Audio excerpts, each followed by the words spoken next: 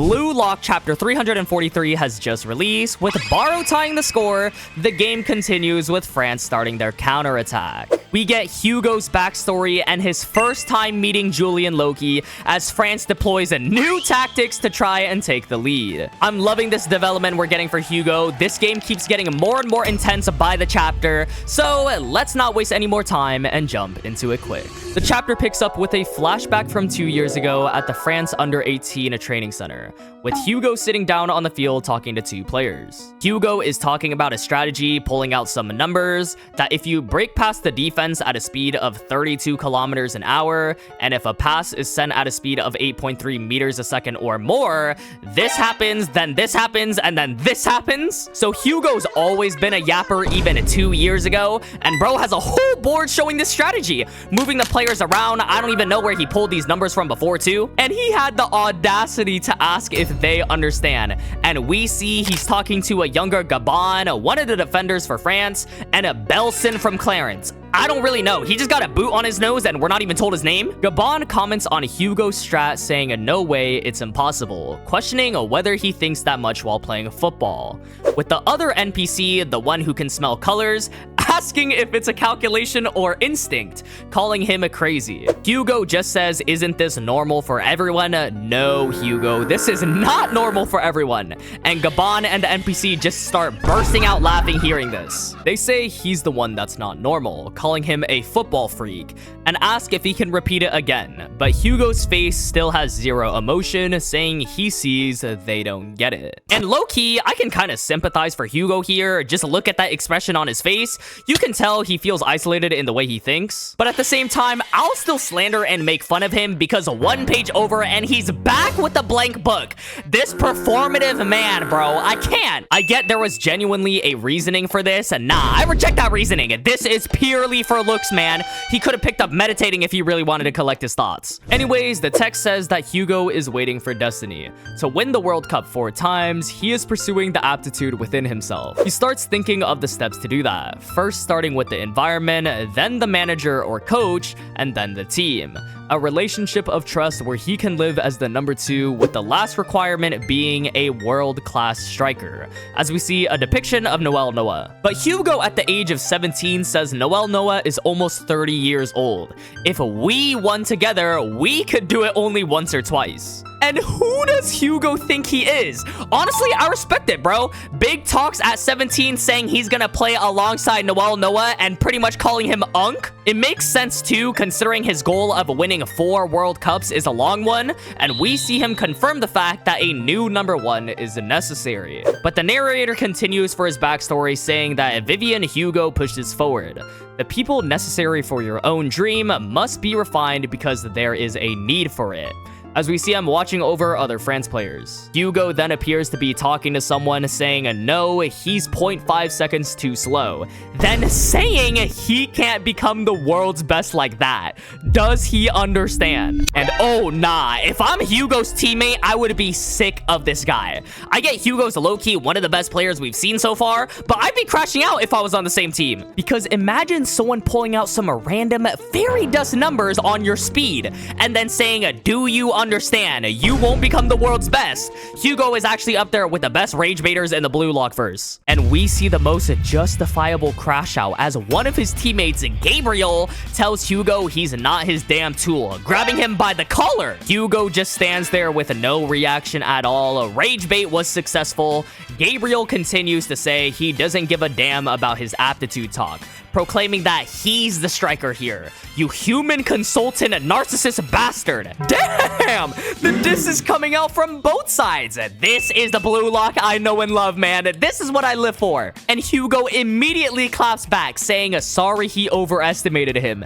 His aptitude is of a mediocre striker ranked 130th in the world. The rage bait was so good, Gabriel got veins popping from his head. And he results to violence, charging up a strong right, getting ready to punch Hugo. But there is a narrator saying that Vivian Hugo knows that creatures known as strikers are without exception egoists. And at that very moment, Gabriel is about to slime Hugo out. Loki comes in last second, slapping his hand away, but Hugo low-key weaved that too. I have to say, Gabriel was about 1 second away from saving Japan, because without Hugo, I think this game would have went way better for us. And now it's all up to Kunigami to finish the job. He was training for a reason. But jumping back into it now, Loki tells that Gabriel guy that isn't it just because he doesn't have the talent. Gabriel just says, huh, and Hugo's attention goes towards him as Loki asks the coach if he can swap every player out. The coach is then shown introducing Loki to the team,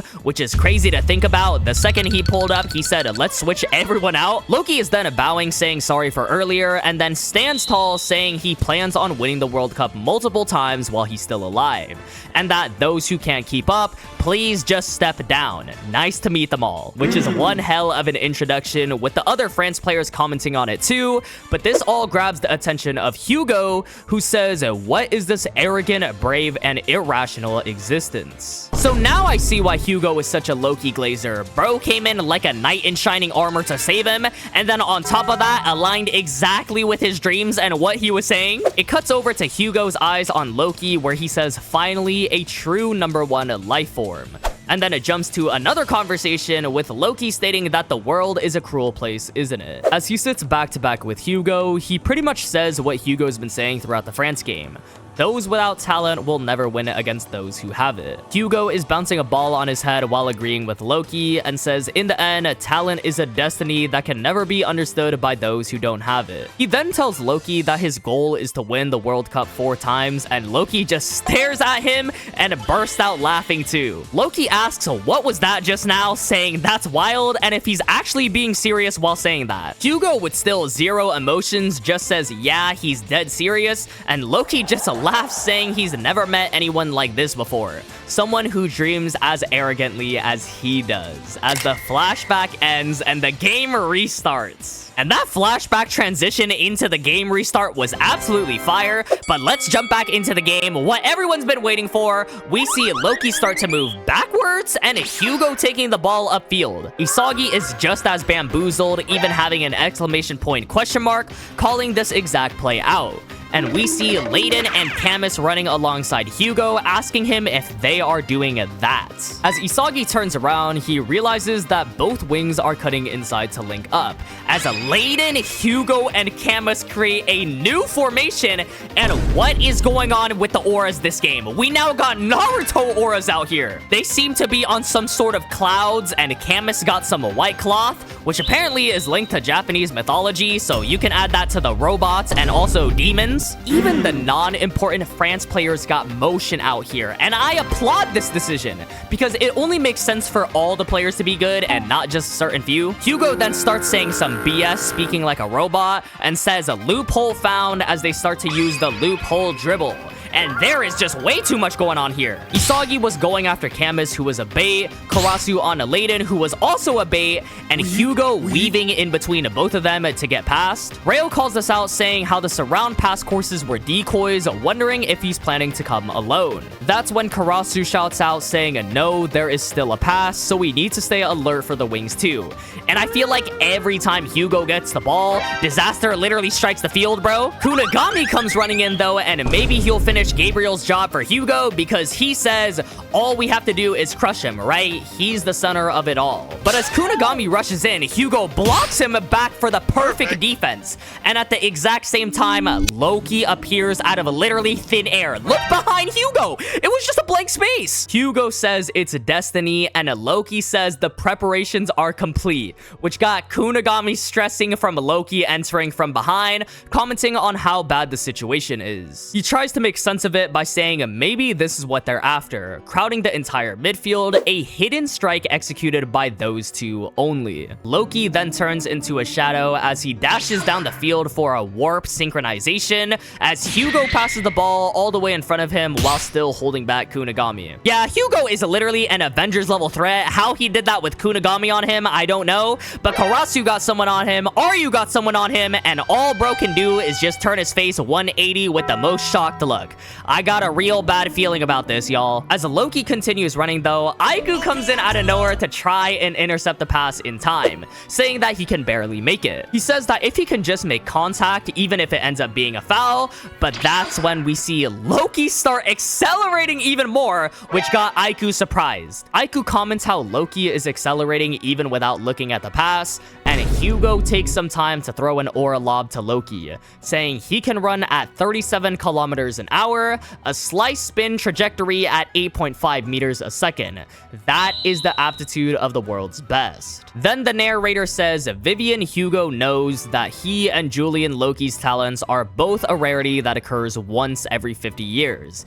He is fully aware of it. As the ball is heading towards Loki, it's now left to Gagamaru as he comments on how it's a pinpoint pass that can't be reached even if you see it coming. The pass was linked to the exact point of Loki's own top speed, the number 1 and number 2. Even if you understand it, you can't stop it. Loki then proceeds to activate Predator's Eye as well, and when Gagamaru was giving a whole speech on how the shot is impossible to stop, you just know it's over for us. As Julian Loki direct shoots the ball and immediately makes the goal, taking the lead back as Gagamaru comments how it's a violence of talent. And geez Louise, man, we cannot catch a break. It took all of our might for that one barou goal, and one chapter later, they're back to being in the lead. Peep Aiku too, bro. He reaching out his hand, grasping for straws at this point. Loki also beat all of the fraud allegations, finally doing something, and Hugo getting yet another assist. We just got done bad as well, because the goal looked effortless. But jumping back into it, the narrator says that's why Vivian Hugo dreams, as we see his gear cog eye. As Loki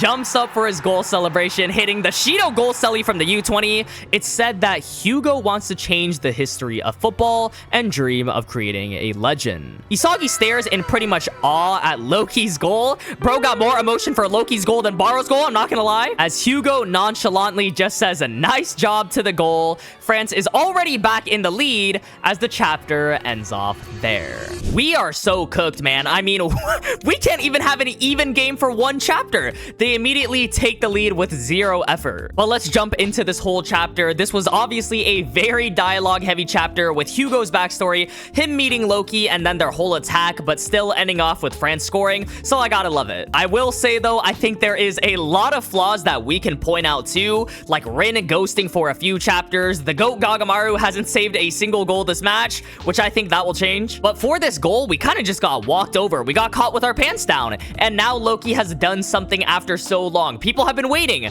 Loki actually scored off of Hugo's pass. It took a whole first half, a bunch of slander, everyone saying Loki is useless, but now he's definitely got a lot more in the bag for the last few minutes of this game. But as of right now, I think Hugo, anytime he gets the ball, is an absolute threat, even bigger than Loki. Like, get this in your head. Hugo now has 2 assists, is the reason why all of these intricate plans work in the first place, and he has a goal for himself. This game, he's definitely the MVP. Let's talk a little bit about his backstory, because of course that was the main topic of this chapter as well. I like the whole no one really understood Hugo besides Loki. That whole concept that they got going on is kind of nice, and they both fit each other's dreams, so it makes sense for them. And the way they approached Hugo's attitude, making his teammates mad, is literally so true as well. Because if that were me, yeah, Gabriel was in the right, bro. He had a valid crash out, and it was also funny to see that all unfold. So I think what's so nice about it is that it's so realistic. Some people are gonna get mad, some people are gonna accept it, and although there are some truths to what Hugo is saying, everyone wants to see the underdog win still. That's why you see a lot of these popular anime characters like Rock Lee or Asta are so inspiring, because they want to prove people wrong that you don't need to be lucky with talent. Hard work can outwork that. The problem is their talent is so vast, and there is a clear difference in skill that it doesn't even seem possible that we can beat them. All their goals look effortless, and that's why it seems like what Hugo may be saying is true. Talent may be all of that hard work, because look at their talent. As for BLUELOCK, I think a few things need to happen. First of all, Rin needs to pull back up. Where did he go? Y'all know he's my favorite character, and I'm seeing all the slander going on right now, and it's playing with my emotions. He is MIA. He got the milk. Someone find bro. And you know what? I get that Rin evolves off Isagi, and Isagi evolves off Rin. And since Isagi isn't doing too much, Rin isn't gonna do too much either. But y'all have to remember that Rin, at his core, is a solo player. His whole upbringing in Blue Lock is that he is this solo player. Destroyer mode was literally that. So I think the better reason is that the author has to be saving him for a big moment. I already said it in my last chapter review video going over my predictions, and I'll say it here again. I think Rin will be the player that scores next for Blue Lock, and then Shido later on in this match. Because we haven't seen him use Destroyer mode, which was his most powerful weapon, and he's also someone that's gonna fight back against Karasu's formation with Shido and Barou, him overtaking the team and whatnot. Rin obviously works with Isagi, so it's gonna push that plot forward with that discourse between Isagi and Karasu, overtaking the team and fighting for the team's control. Maybe this is just a copium theory, and I sound like a madman saying that Rin will do something, even though he's ghosting Heka right now, but I will say that Rin has scored every single game so far. If we're heading towards the end of the match, goals could happen in like every single one of these chapters. We just had back-to-back goal chapters, so Shido still has some time after a Rin goal, if that makes sense. So for all the Shido fans, do not worry. I think the two things that need to happen before the game ends is that Shido needs to get his time to shine, and he will get his time to shine, as well as Charles doing something too, because he's kind of on the back burner and we haven't seen his contrarian passes. But that about wraps it up for this video. If you made it to the end, thank you so much for watching as always. I appreciate it so much. YouTube really thinks you like this video right here, so be sure to check that one out too, and I'll see y'all in the next one.